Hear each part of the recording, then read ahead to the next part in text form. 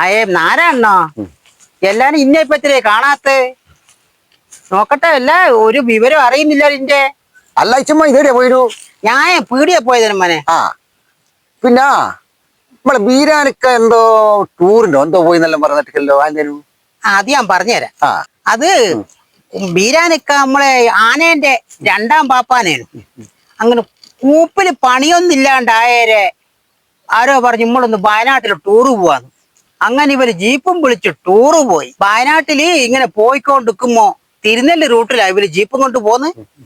റോഡുമ്മ കൂടി ഇങ്ങനെ പോയിക്കൊണ്ടിരിക്കുമ്പോ മുമ്പിലൊരാന. ഇതുണ്ടോ മനെ തെളിച്ചിട്ട് പോന്ന്.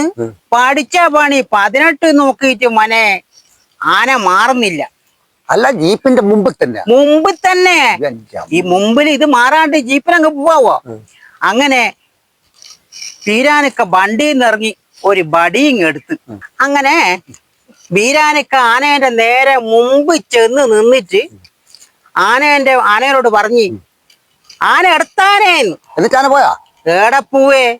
ആ ബീരാനിക്കാൻ അന്നേരം തന്നെ ഹാൻഡ് ബാഗ് തൂക്കും പോലെ ആന തൂക്കി എടുത്തിട്ട് 9 കൊടയില് 3 വീശലും ഒരേറ് എറിഞ്ഞിട്ട് വീണെടുത്തില് തവള പറ്റിയലോട്ട് ഇങ്ങനെ കിടക്കുന്നു.